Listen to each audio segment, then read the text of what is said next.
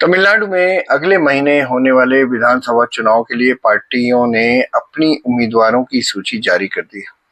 इन सभी सूचियों में एक खास पैटर्न नजर आ रहा है। ये पैटर्न है लिस्ट से ब्राह्मणों का नदारद होना। अब आप जानते हैं जातियों पर आधारित होते हैं हमारे यहाँ तो चुनाव।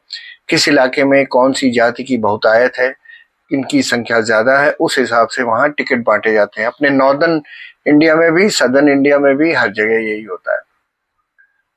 तो ये पैटर्न है लिस्ट से, पार्टियों की लिस्ट से ब्राह्मणों का नदारद होना।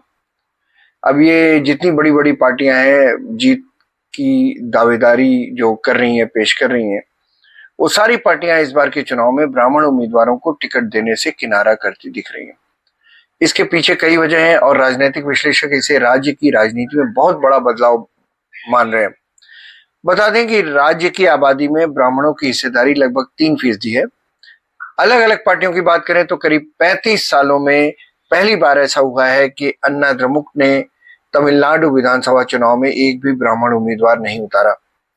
चीफ मिनिस्टर जयललिता के निधन के बाद से करीब 10 सालों से अन्ना द्रमुक ने केवल एक ब्राह्मण उम्मीदवार को मौका दिया है। अब उस पार्टी ने 2021 के चुनाव में फॉर्मर डीजीपी आर नटराज को उम्मीदवार बनाया था। यही स्थिति दूसरी बड़ी पार्टियों की भी है, जिनकी सूची में भी कोई ब्राह्मण उम्मीदवार नजर नहीं आ रहे। भारतीय जनता पार्टी ने भी 27 सीटों में से अब तक किसी भी सीट पर ब्राह्मण उम्मीदवार नहीं उतारा। उधर द्रमुक और कांग्रेस ने भी किसी ब्राह्मण को टिकट नहीं दिया। इसके अलावा अभिनेता विजय की पार्टी तमिलगा वेत्री कजगम यानी टीवीके ने 2 ब्राह्मण उम्मीदवार उतारे हैं और सिर्फ तमिल नेशनलिस्ट जो लीडर है सीमन की पार्टी तमिलर कच्ची ने भी 6 ब्राह्मण उम्मीदवार मैदान में उतारे हैं। इन दोनों पार्टियों ने माइलापुर और श्रीरंगम जैसे क्षेत्रों को चुना है जहां ब्राह्मण मतदाताओं की संख्या ज्यादा है, यानी वहां किसी न किसी को ब्राह्मण तो कैंडिडेट उतारना ही था।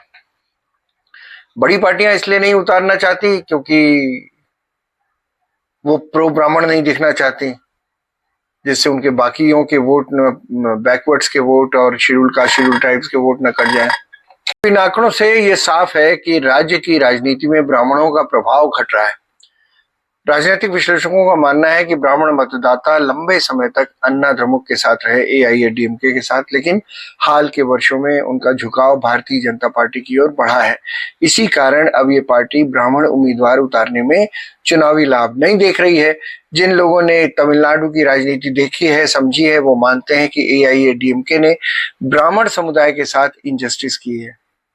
उनके मुताबिक जया और एमजीआर ब्राह्मण उम्मीदवारों को हमेशा मैदान में उतारते थे। राजनीतिक विश्लेषक मानते हैं कि एआईएडीएमके ने दशकों तक ब्राह्मणों का समर्थन बनाए रखा था, लेकिन हाल के सालों में उसमें काफी बदलाव आया है। जयललिता के निधन के बाद ब्राह्मण मतदाता बीजेपी की ओर चले गए। नतीजतन एआईएडीएमके को अब ब्राह्मण उम्मीदवारों को मैदान में उतारने में कोई चुनावी फायदा नहीं दिखता है, और जब चुनावी फायदा नहीं है तो काय को उतारेंगे कोई। इसीलिए ब्राह्मणों का प्रतिनिधित्व कम हो गया। अब टीवीके के मामले में देखें, उम्मीदवारों के चयन के पीछे कोई साफ तर्क नजर नहीं आता। पार्टी ने ब्राह्मणों को उम्मीदवार बनाया है, जबकि पेरियार उसके 5 आदर्शों में से एक है। वही पेरियार जो एंटी ब्राह्मण फेनोमेनन लेकर आए थे। जानकार मानते हैं कि शायद टीवीके ये संदेश देना चाहते हैं कि वो ब्राह्मण विरोधी पार्टी नहीं है, यानी दोनों तरफ चित भी मेरी पट भी मेरी। डीएमके के पास ब्राह्मणों को बाहर रखने का कोई औपचारिक कारण नहीं है, लेकिन उसकी राजनीतिक सत्ता ही गैर ब्राह्मणों को ताकतवर बनाने पर केंद्रित है, तो वो ब्राह्मणों को क्यों उम्मीदवार बनाएंगे।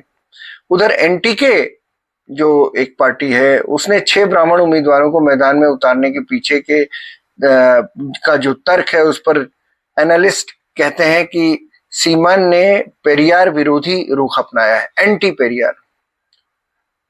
तो एंटी जाने पर ही वोट मिलते हैं, ये भी एक फेनोमेनन।